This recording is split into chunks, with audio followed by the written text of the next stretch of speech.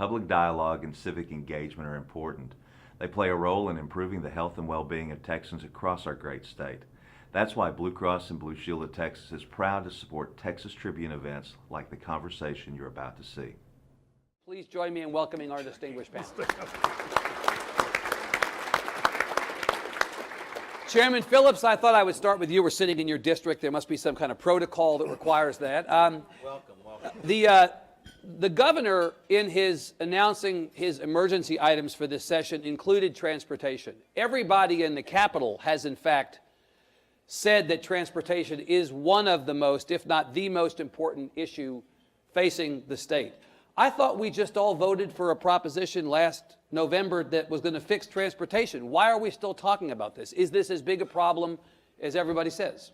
It is, and I'm excited that I think for really the first time, I've served on the Transportation Committee as vice chair or member or chairman of that committee and different select funding committees for the 13 years that I've been in the legislature. And so before it was something we didn't talk about. We talked about every other issue, and right. We had to fight for attention. And so what we've tried to do, we voted on Prop 1 this last year, brought in $1.7 billion this year because the citizens voted for it in November. Right. About $7 billion more than we thought it would. We're still about $4 billion short. Right. I think it's higher than that. It's a crisis. This region up here is going to double in the next 50 years. If we don't do something, right, we're in trouble. Ms. Delisi, Representative Phillips, Chairman Phillips makes a point that is undeniable. State's growing very quickly. By 2050, the population of the state will have doubled. And many of the areas of the state, including this one, are seeing incredible growth that is straining all the physical and social infrastructure that we take for granted. Is that the reason this is a crisis, because of population growth? Yeah, yes. I mean, we're victims of our own success in the state. When you have over 1,000 people coming to the state a day, it puts tremendous pressure on our infrastructure and our resources. And for so long, transportation was maybe like the number 10th important issue among the legislature. But once you get through all the budget and education and health and human services battles, there just wasn't a lot of oxygen left in the room to deal with transportation. So over the course of, well, pretty much for the last 10 years, 10, 12 years, the legislature addressed it by sort of putting a series of Band-Aids on it, whether it be, adding new methods of finance like tolls, debts, comprehensive development agreements, Proposition 1, all very important individual things, tools that were put in the toolbox to help us at least keep going, where a lot of other states, frankly, stopped their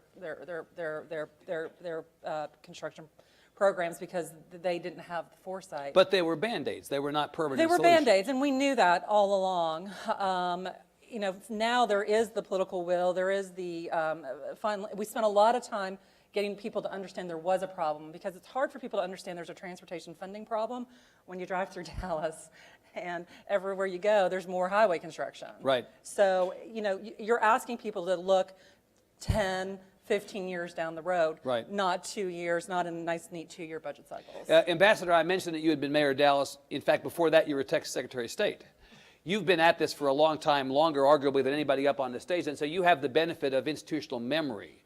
A little bit like... Did you just say you were old? Say I was the oldest person? I said you were mature. I actually think there's some benefit to being mature in this case, because the reality is you understand that many problems the state grapples with have been around for a long time and gone unsolved. We talk about school finance as the problem that will never be solved.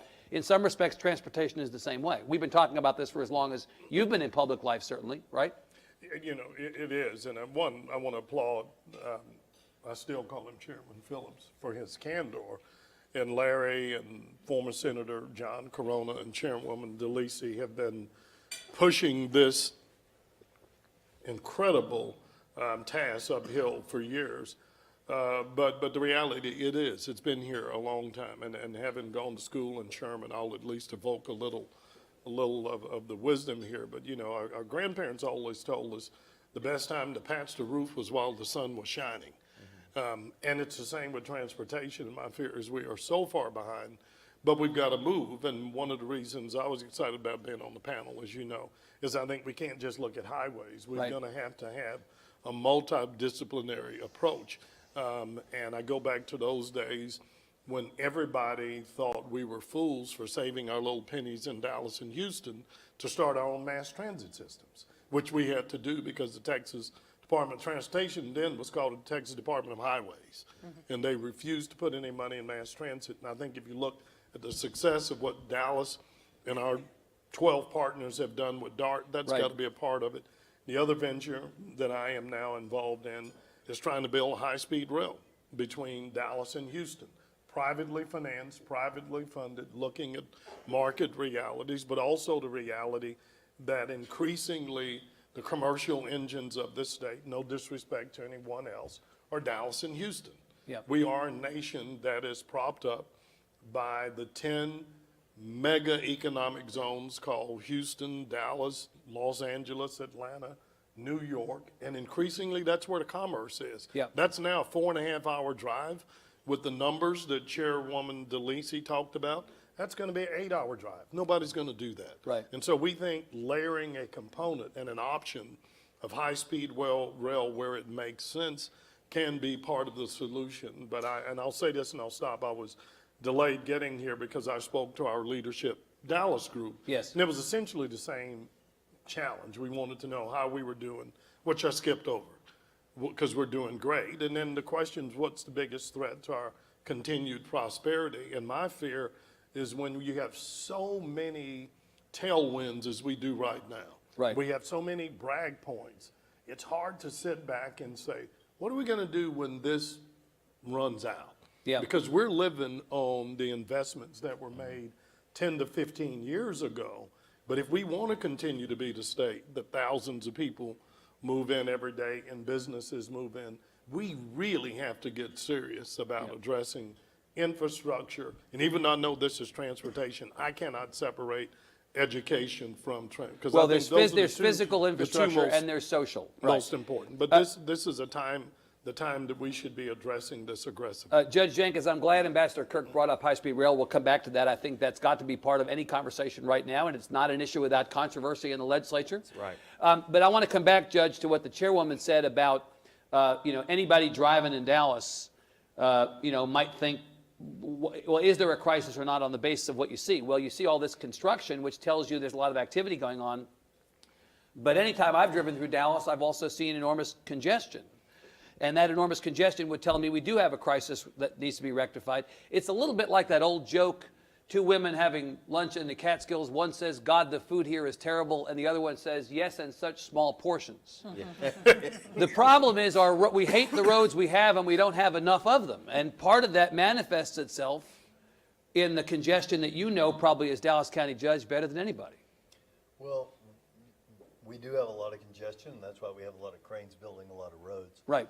One of the things we're looking at here in Dallas County is we're doing the partnership with TxDOT for the first ever what we're calling city maps, where we're looking at not just spending more on transportation, but how does transportation become a key component in dealing with the fact that 47% of the people of Dallas live under 185% of poverty, and that's a growing number. That 1 in 4 of our citizens don't have health insurance. How do we knit that into quality of life? Because one of the problems that Ambassador Kirk and I have been working on in his time as mayor and up until now is the decisions made in the 50s to make downtown an area where people got there from the suburbs in the morning and left in the afternoons. And then decisions that we've got a highway, 175, that just ripped through a South Dallas neighborhood to go to an area called Dead Man's Curve, which is not a good name for a highway. They have a branding problem, I would say. That right. we're trying to fix. And so we're looking at those, even as we look at these big projects. The one you probably see the most is Horseshoe, where we're trying to deal with that congestion coming through downtown. Yeah. But for us, it's got to be more than just finding ways to get people to the latest and greatest suburb, which increasingly is certainly outside of the city of Dallas and outside even of the county of Dallas. Yeah. We've got to find a way to make transportation work for the people who live there.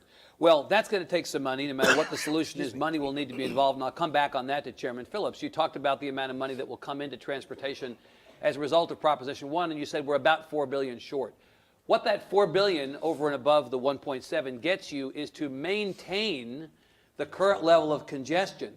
It doesn't get you the big, ambitious... Right, and that's why I always say it's more than that. I believe it's more than that. And I want to know, Chairman, why are we not shooting higher than that? This is a state that in the 24 years I've been here, I've heard all the time, we want to be first at everything, we want to be best at everything, we want to puff our chests out. We seem to be settling as opposed to striving. I think it's the reality that we've seen that, especially through the legislative process, Yeah. and we had a hearing several years ago, and the late Edmund Kemple, representative from South Central Texas, said, you know, y'all tell us it's this much.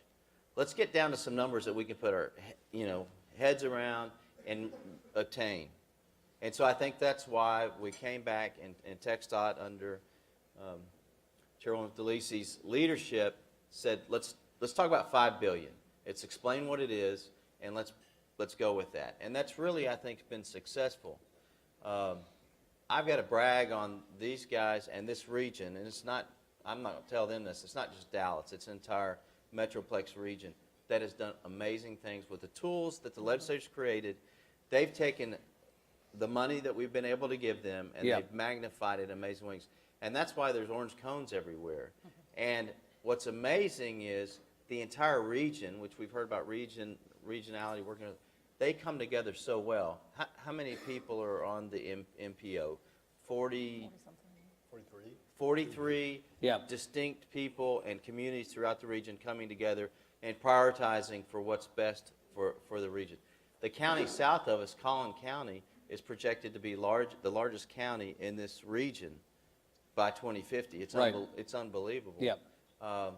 So get back to your $5 billion, then we can have goals to get there. Yeah. We're doing a good job this session, I think. Both sides of the Senate and the House have focused on ending the so-called diversions, which were not illegal, but to end those to where DPS gets no more money out of Fund 6.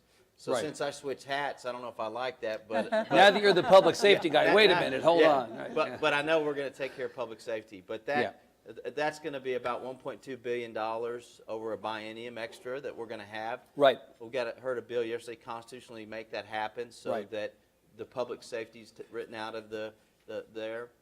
And then we're going to ultimately get to, I believe, dedicating some kind of form of the sales tax. Right, there's a bit of a dispute tax, right now. The sales tax. Senate wants this to come from the vehicle sales tax. The House wants it to come from the sales tax. Right. Except for I'm co-authoring the bill to have it come out of the automobile sales tax, so I'm with the Senate. You're on with this. the Senate. Well, you may get your way in the end. But to think about this problem, it's not only the growth of our economy, Yeah. but it's the fact that cars are more fuel efficient, so we collect less with the motor fuels tax. That's a state problem. It's a federal problem. We rely on 40% of our revenue, or our transportation revenue from the federal government, from our gas tax dollars that we Right. send. General Weber, who is the executive director of TxDOT, has been in Pittsburgh, Pennsylvania, with the chair of the House, the U.S. Congress Transportation Committee. And there were about 140, I think it was Thursday, about 140 places around the nation. They stood up and said, come on, Congress, you need to reauthorize the Federal Highway Trust Fund, which ended, the last appropriation ended in October of last year.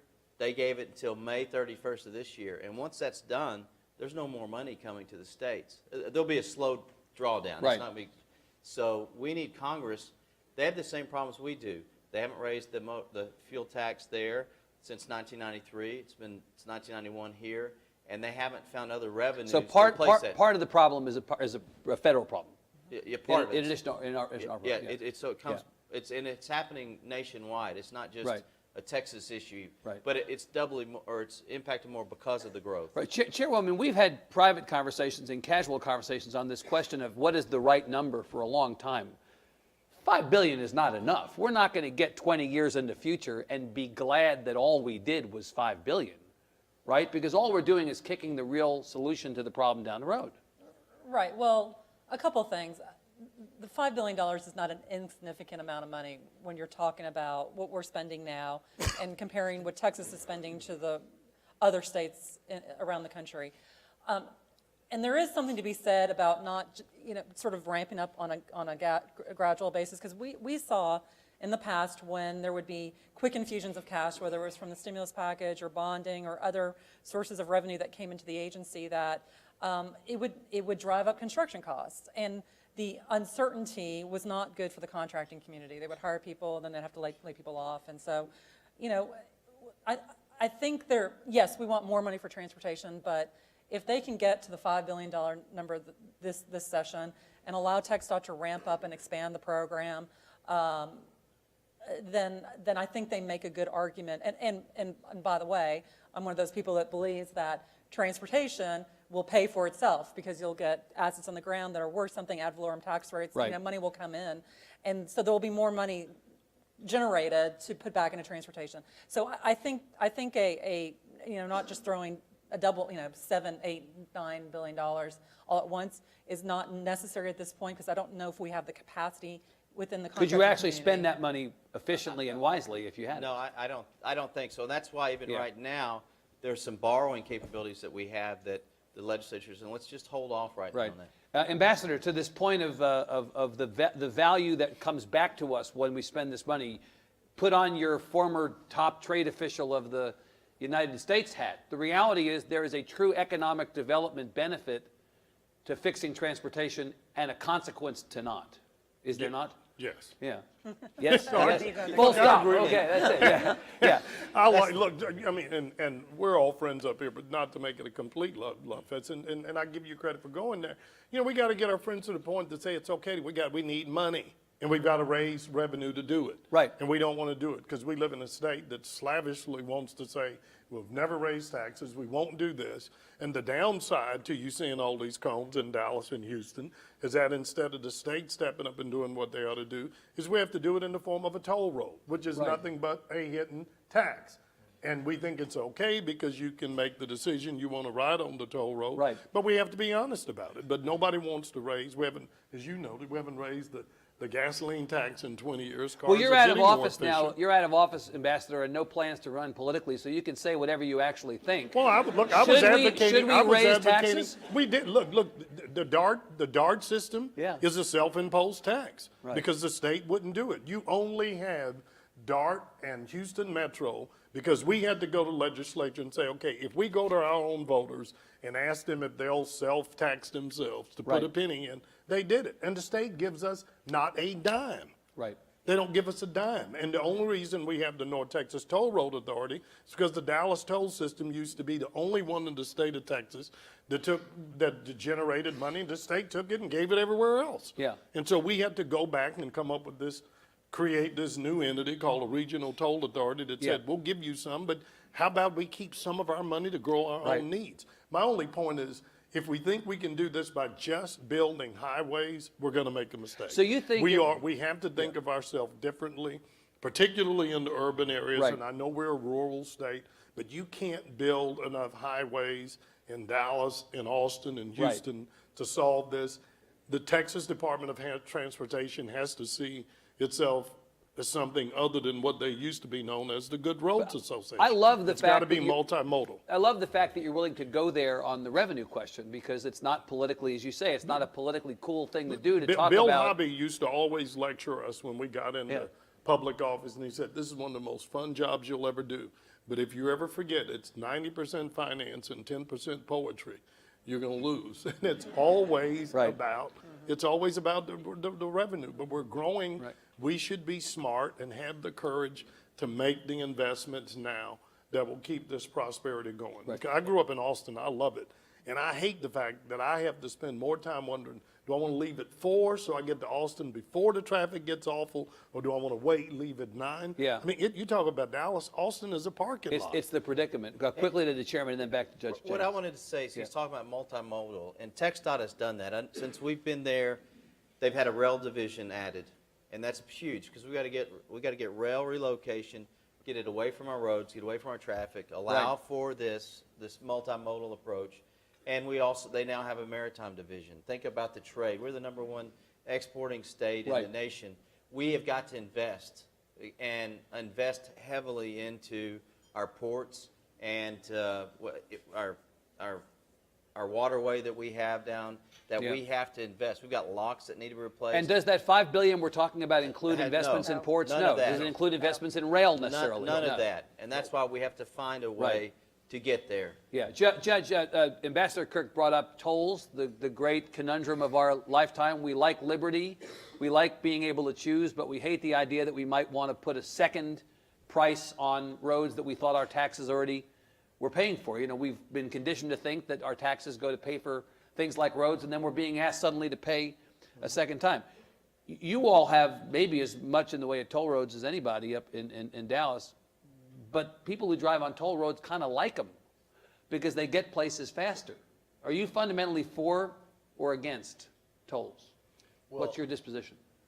I think anyone would agree that it's cheaper to build a road and pay for it in a non-toll than it is to let someone make a profit on that road over time. One of the challenges that we have that is happening now with this legislature is last year, the plan at the RTC level was to find some way to monetize the excess capacity on the HOV lanes. Right. That was one way they were going to make money. And another way they were going to make money is through CDAs, public-private partnership, toll roads. Just yesterday, we had what the RTC staff and a few power brokers in the north did a secret deal to take away the CDA authority for two projects in the southern part of Dallas County, but that's as old as time, the South getting something and then it being taken by the North in Dallas County. But the reason I want to bring that up today is, if you look at what happened, the reason they took the South's assets is they wanted to trade that with the legislature to get CDA authority on the road that the North wanted, which was an extension of CDA authority on 635. So what you're seeing is, yeah, it's great that they're putting in more money, but at the same time, forces in the legislature, primarily in the Senate, are saying you can't monetize excess capacity on HOV lanes. And I don't necessarily disagree with that, by the way. And we're going to do away with your ability to do these toll roads. Right. And so it's not really, what you've got to think about when you think about how much money we're putting in is the delta between what we're putting in and what we're taking away, because they're hamstringing the tools that we're using successfully in Dallas. And I think that's an important point. When we talk about that $4 to $5 billion number, that assumes Yes. all of these tools, toll roads, CDAs, Right. everything, debt, is still a part of the Well, conversation. but Governor Abbott said, Chairwoman, I thought Governor Abbott said at the beginning, I want X amount of money into transportation, and he said no tolls. From that new money, so. he's New talking- money. From the new money. The new that money, we he doesn't get. want any of that to go to toll roads, which is fine. What I think the judge is talking about is there are those in the legislature who want to say, we want new money, but we want to get rid of toll roads, we want to get rid of debt. Well, Well, that's- then you're just trading, you're swapping dollars at that point. So that's $10 billion. That's $10 billion. That's $5 billion more if we take away the tolls that were projected to be built. Not all roads are toll viables, but certain ones are. Yeah. So if you take those away, we're $5 billion Now suddenly down. you're doubling the amount of money you need. Right, and so that's the conversation that we have. Right. We have a lot of new senators, we have a lot of new House members. Right. That the reality of what we're talking about, because they see the orange cones too. They don't know how painful it has been to get here. And again, a lot of the planning that went on before to get us to this. Yeah. A number of those new members, Chairman, campaigned on getting rid of tolls. They campaigned on a toll road moratorium. Several bills have been introduced. Is that reality? And do you think, since you can count votes, Right. are the votes there for some kind of a toll road moratorium in this session? I think that's an easy vote for people. I voted against toll, but we had that. We had that vote in the House, and the House clearly said no. We understand that ought to be up to the local communities, because the state can't dictate where a toll road goes. That's the local communities, the region coming together and saying, we need this. If we do this road and we do it as a toll, that will free up other money for us to do this road here and this road here. Right. And so that's why the region has to be involved. And we passed that. I mean, we firmly said Yep. or opposed an amendment on the budget that was going to limit no new tolls out of any money from this budget. And that was a good win for transportation, because it wasn't so much a win for we like tolls. It was a win for we understand the reality. We need to be grown-ups here and understand that if we take away these tools, then the local communities are going to have a harder time, Right. especially if we're not going to give them additional funding to meet those needs. Right. And speaking of controversial votes cast in some cases by new members, Ambassador, we just had a vote this week on a proposal that would hamstring the ability of the high-speed rail project that you talked about to be built, because the communities between Dallas and Houston are raising holy hell about eminent domain, right? Yeah. Yeah. They are. You're Look, giving they the are. shortest answers I've ever heard in all the years I've known you. No, look, Yeah. it is a difficult proposition, but one of the principles by which at least I tried to govern myself when I was mayor, especially on hard issues like this, and we'd laugh, we'd sit around and go, well, what's our best answer? And Carol Reed would always joke and say, well, the truth is an option.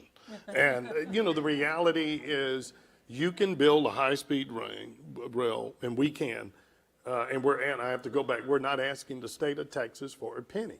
And we understand that we're in Texas. It's one of the reasons the group settled on Texas. There is no corridor in the United States as unique as that between Dallas and Houston, anchored by two incredible economic regions that are only going to grow, has the need for it. We can privately finance it. But we understood the issue of acquisition of land is very sensitive. We can use less right-of-way. Our need for right-of-way on this project, and this is important, it's less than 100 feet. That's kind of a two-lane, what we know, farm-to-market road. It's not, 400 feet wide, and most of these can be built that will facilitate through berms or elevation the movement of people up under that need to. And we have deliberately chosen to try to follow a tract along the utility lines to minimize disruption of that. Right. But I think this is an important judgment call for the state of Texas. Because if you cripple I love our state. I grew up here. I've seen it, warts and all. Yeah. But you cripple, and I'm not shooting at anybody else. You cripple the Dallas and the Houston economies, and I'm telling you, this state looks very differently than it's going to look. Yeah. And you can't. I heard a number of people sort of bragging, and I was sitting back patting myself on the back about how great Love Field is now. Love Field is 20 gates. It's never going to be any more. And you can look at what's happening at Love Field now, and you got a battle between Southwest Airlines and Virgin and Delta, which is great for me because I've got two girls who live in New York. But you want to see them deploy those gates more and more, flying you to Washington and Atlanta and Georgia. You can't cram any more flights into the Dallas-Houston corridor. We have to have an alternative. But we believe if the legislature doesn't just, out kill us, out of the gate, that we can negotiate thoughtfully and come up with a practical solution to the concern of those farmers and ranchers. But we can't be in a state where we just say no, because we've always said no, and say we'll do it. And I just got to tell you one anecdote. I'll never forget when we opened our first DART rail line, which everybody told us would be a waste and wouldn't work. And it was immediate success. And then everybody in Dallas started fussing about, well, why aren't we going to the airport? And why don't we go to Frisco and Plano? It's like, because you killed all that. and I had a guy standing up fussing me at a town hall meeting, and he says, well, Mayor, this isn't fair.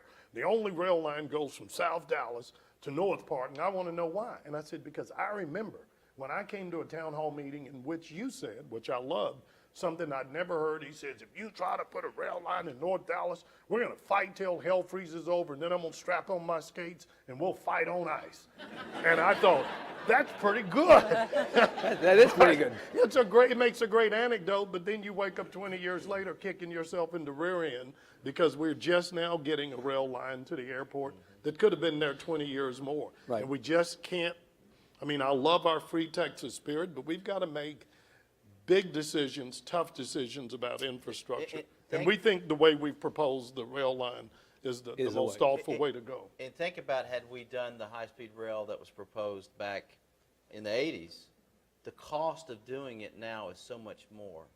Had that happened, think about this ability to go. It's almost always But cheaper I on the would front say end, that isn't it? I think that asked for an $8 billion subsidy from the state. That was a state We're not program. asking, I want to make it plain, we're not asking you, the taxpayers, to do anything but come down and ride on this bullet train. So Judge Jenkins, get into this, and I want to ask you about a third big controversial legislative issue at the Capitol that affects your region. But go ahead, you get on this first. The only thing I want to say about this, because Ron said Delta and Virgin Airlines, is I want to say that Southwest Airlines is a fantastic company based in Dallas I County. said Southwest. Do you think American Airlines, also a fantastic company. all your airlines, based in peace, Dallas. I get All it. of them. But you know, it's just, since you're bringing that up, people are wondering if the airlines are the ones trying to kill high-speed rail here. I will say, and let me I'll let full him- I'll disclosure. You let take him that. answer that. No, yeah. I mean, look, I've worked for in my past life, we worked for American and Southwest, and the airline's principal objection in the 80s was that this was going to take $8 billion in state funding to go into competition with them. Right. I think because of the maturity of the industry, for the factors we talked about there, and all you've got to do is just look at the routes that Southwest Airlines announced last week. None of them are within the state of Texas. Yeah, their focus is elsewhere. Their Southwest is matured. We are proud of them. We love them, but they are a mature, grown airline. And the sad reality is they're not looking to fight for your Right. dollars to fly from here to Lubbock. They're going to fight from your dollars from here to New York. And if you look at the growth that Chairwoman Delisi talked about, Dallas and Houston are each going to be 15 to 20 million people. Right. You can't accommodate that out of two regional airports with constrained gate capacity. I won't say that we have a wonderful regional airport out here that's a former Air Force base that's just waiting. Is that to right? help. Sherman I meant to say International Airport, I'll take that. Judge, let me ask you quickly, before we go to audience questions, if we're going to stick to our time, we need to go to audience questions in a second. Tolls are an issue this session, high-speed rail. Rideshare is an issue. And in the local community, the fate of things like Lyft and Uber and other disruptive innovators in the transportation space, at the local level, which obviously you're focused on, we're seeing a lot of churn on an issue like that. Can you talk to us about, at the hyper-local level, how are these issues playing out? Sure. So Uber now owns more of the market share in Dallas and in Dallas County than all taxi cab companies combined. It owns 4 times as much market share as all taxi cab companies combined in San Francisco. If you have Uber app on your phone in Dallas, it is far easier to get an Uber now in Dallas than it is to get a taxi. Just by happenstance, I was in New York last week, and I noticed in New York it seemed easier to get Ubers than taxis. In D.C., it's still a little. I was also in D.C. last week, and it seemed a little bit easier to get taxis than Ubers. But it's kind of like the Texas Tribune. It's a disruptive force. And the challenge for us, but I think it's like the Texas Tribune, I think it is a good disruptive force. And I'm never taken a penny from Uber. I'm not Or from the Texas Tribune. or for the Texas Tribune, right? But Wait, we're not being paid for this? yeah, let's get out of here, right? But the thing that we have to think about is you've got is this more of an example of Expedia and Orbitz and travel agents? Or is this really more of an example of, say, an Amazon vis-a-vis a Walmart and a Target? Will this disruptive force make our transportation, our ride share, our for hire better, or will it just replace one with the other? And I think the answer is that it will make it better. I'm seeing that in D.C. when I'm there. I'm seeing already the taxis, although the taxis are still probably superior to Uber when you're in D.C., predominantly because your little phone doesn't work very well because of the way they block out the GPSs in D.C. But the taxis are a lot cleaner, newer, more Uber-like, even have the free water at times. So you think there's an effect that you're seeing? I think there's an effect. Can I having lived in Washington 4 years and watched Uber, one, I'm just a big believer. Anything driven by people who look like the majority of this audience, which are students, you're not putting that genie back in the bottle. So, I mean, I love it. That's here. You're not going to get rid of Uber. It is here to stay. Right. It is changing cultural patterns. You get old guys like me now that know I want to go to dinner. If I'm going to have a second glass of wine, I'm not driving my car anymore. My wife and I go anywhere we want to go. I can drink all I want. I get an Uber.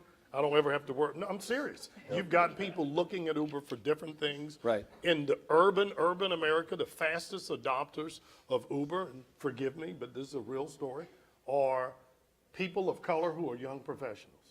I have been a mayor of Dallas. I have been a secretary of state. I was a member of President Obama's cabinet, and I could stand on the streets in Washington, D.C. or New York after 10 o'clock until I turned into a Martian, and I wasn't going to get a cab because they would pull by me and they would go by me and stop at you and pick up you and your wife. With Uber, I don't have to worry about any of that. It's paid for. They know they're going to get paid. They show up and say, Mr. Kirk, get in and go.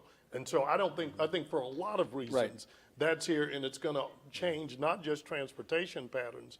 It can be a public safety tool. It's going to do so many other things. And forgive me, I don't know enough, but whether it's Uber, Lyft, I think it's changing, and it's forcing the taxi cab industry to do something they should have done 20 years ago. And they're just going to have to catch up. Will the legislature restrict the rights of communities to have these services in their communities? Well, Please don't. Well, yesterday from 8 o'clock in the morning, within a 2-hour recess to go to the floor, we finished at 8:30 on Uber and Lyft in this a statewide bill. And a lot of the headlines said Uber has a rough ride or something, and part of that was me being a lawyer, asking tough questions about insurance, about safety, and all of those kind of things. I'm okay. I mean, I agree. I think these guys have made a compelling case of why it's here to stay. You're not going to put the genie back in the bottle. And so we've got to be smart about how we do this. And do we let the cities do it, or do we do it at the state level? Because so we can have a lot of, especially with all the different cities. And I know the city, the Metroplex is working on the Fort Worth and Dallas. We heard from Dallas, Houston, San Antonio. We heard from the big cities where they're. We don't have an Uber or Lyft up here. I keep looking around, and I don't see any little cars in Grayson County yet. But that doesn't mean they won't be here. And if we have a statewide plan, potentially they will. So I don't think we're going to stop it. But the cities can stop it. The San Antonio. Well, that's local San control. Antonio City, in stopped fact, it. San Antonio has stopped it, and it's become a big issue in the mayor's race. Yeah, the San Antonio stopped it. Right. So I would rather have a statewide. I Right. know locals don't like that. I'd rather have statewide just so we know that they'll be consistent across the state. Right. And so we've got to figure out how that works. Let me let the chairwoman have the last word before audience questions. So I want to take off your Transportation Commission chairwoman hat, put on your Governor Perry's former chief of staff hat. Governor Perry was for local control before local control was cool. He talked about local control when he was governor as a principle of a conservative governing philosophy, and he pushed back against the federal government. He wanted the states to have a form of local control. The legislature is getting into a lot of transportation issues that seem to be going in the other direction. Restricting toll, restricting high-speed rail, restricting ride share. So where do you think this whole local control tension comes out, given your long work on this subject? You know, I tend to think that the reason where we are is because there is a heightened interest in transportation where there hasn't been in the past. And the process of transportation planning is a very complex and confusing process to just your casual observer. Yeah. And I think there tends to be this belief in Austin that folks sit in the Greer building, which is the headquarters for TxDOT, and say, these are the projects that Dallas is going to do in Houston, and we're going to do this and do that, and high-speed rail and all, and it's a top-down approach. It's not. It works because the locals get together, they pick their projects, they have to go through a public involvement process, and it bubbles up to Austin. And, you know, I don't know if there's a fundamental misunderstanding or what the issue is. I think there's just, people don't understand that process. And so you have this really violent reaction to just stop it all. Yeah. And it's completely counterproductive. I mean, it's already hard enough from a transportation standpoint so when I was on the commission, we actually redid our whole mission statement to include multimodal forms of transportation. We were the Department of Transportation, but we might as well have been the Department of Highways.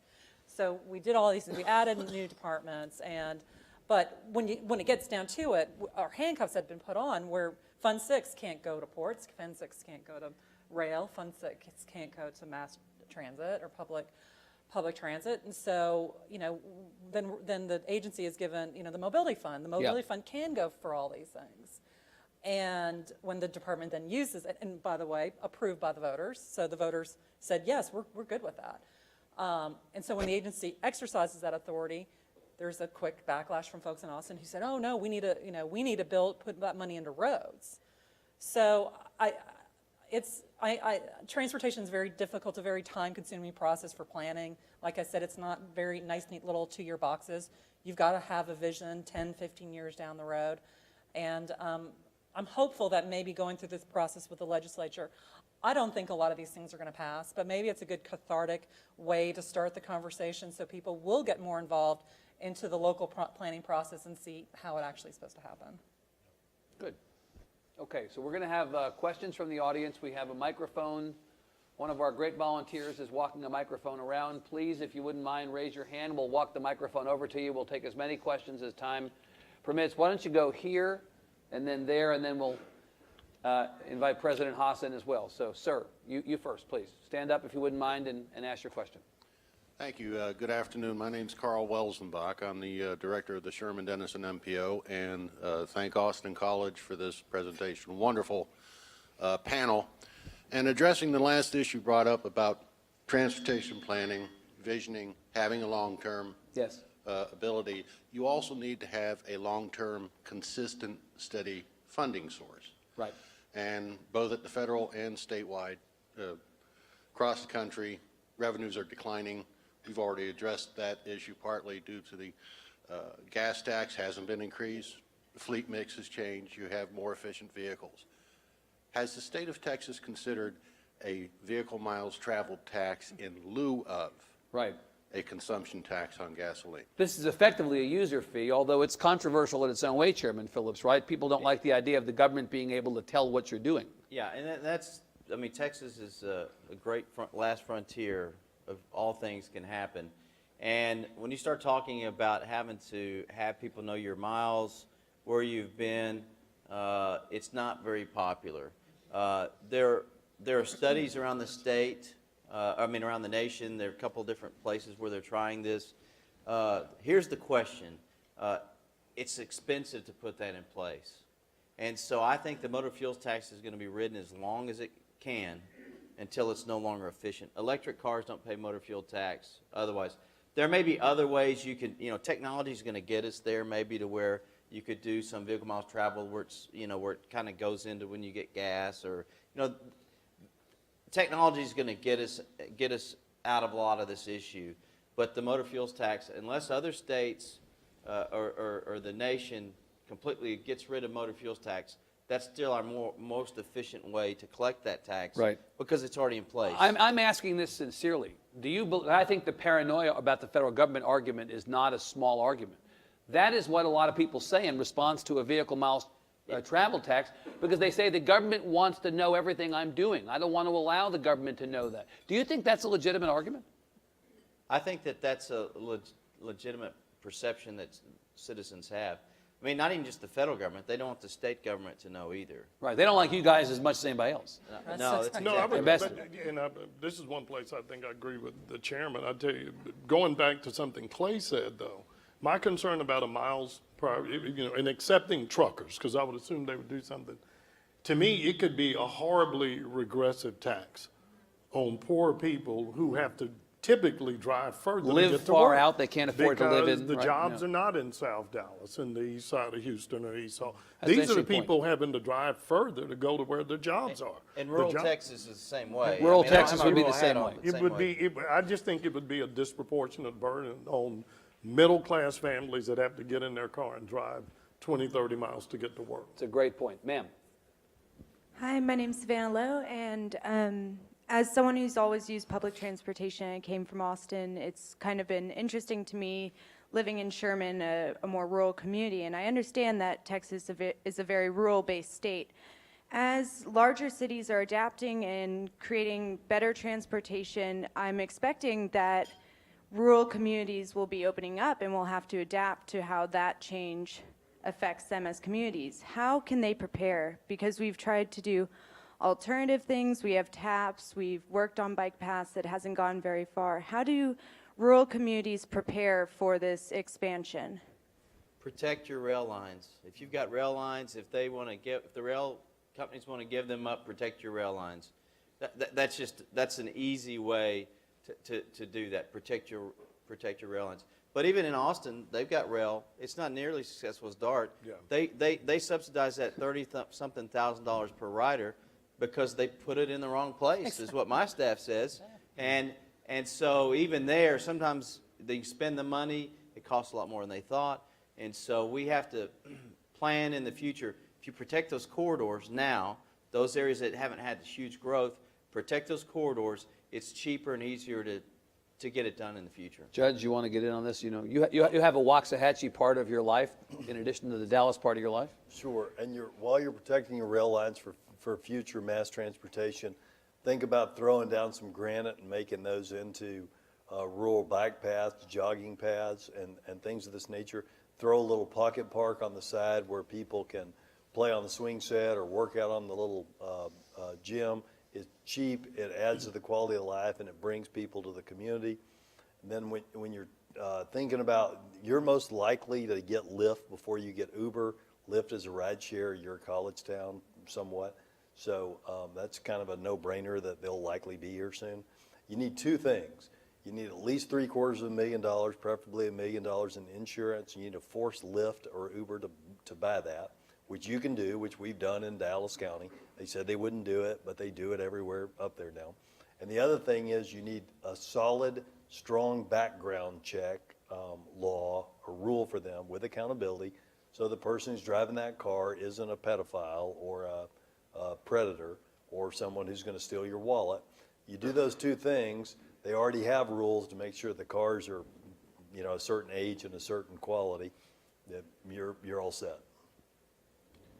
President Haas, I think, was asking, or is there? Savannah actually asked my question. Okay. About low-tech solutions for smaller communities. I think we have a gentleman in the back who was trying to get a question in. If you would walk the microphone over, and Julie, this may be the last one.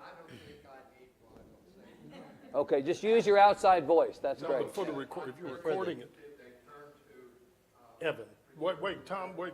No, for the people that are on webcast, use the mic, because otherwise they can't. So this comes back to the local area. I was delighted to hear you talking about secure the railroad right away. If you don't use it, get it, you'll lose it, and so on. We actually have that situation in Grayson County. 15 years ago, the Katy, MKT, it's the Olin Urban right away. That was becoming available. We tried to get the county commissioners to do it, to acquire it, and they were concerned about liability. Interestingly enough, the city of Denison just recently made an agreement with OLMKT to acquire that right away, and they're purchasing, I think, for a minimal amount.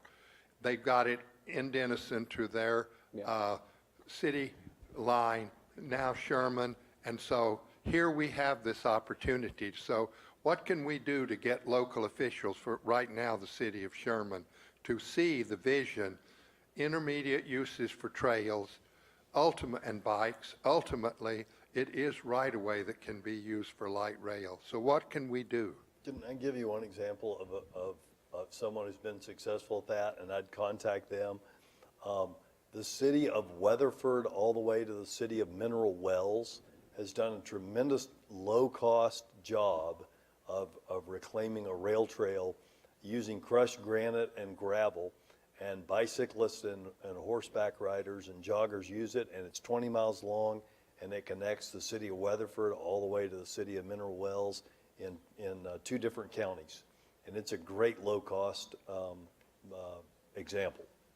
We recognize that. How do we get the city officials and how do we get the city officials, the governmental officials? The mayor is right here. The mayor's right here. Here she is. The mayor's right here, and I That's think why here's I'm you, raising Tom. this I know it, question. Tom. You know, think about this: the interurban, and Evan, you may not know this. The interurban went from here, or went from Denison all the way down through Dallas to on to Waxahachie and to Fort Worth. And we already had this rail, and so that line is still here. I mean, that basically that line is still there. It's what comes up, and what would help all of us is it's a problem. They elected to do a 1 cent sales tax that goes to DART. Those places between us haven't elected to do that. They have 4A and 4B, which we do here as well. And so there's this Rubik's Cube to figure out how do we get the rest of the Metroplex to invest and not yet build on their success so much that they're underwriting everything for everybody else. And at the same time, everybody else is using their 4A to say, oh, come up here, we got a little investment for you, incentive.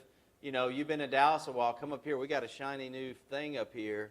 And that's the struggle for this region, is how do we get that Rubik's Cube? I haven't figured it out how to do that.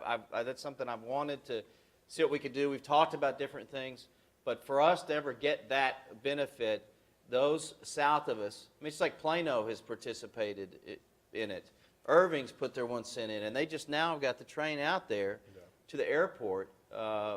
There's wonderful things that are happening, but we have to work regionally. Can I just do one thing? Because Last one. having sat where you all have, I hate when government people on panels we throw around. 4A and 1B are just different names for cities. The legislature basically said cities can have 1 penny of sales tax to basically finance your government.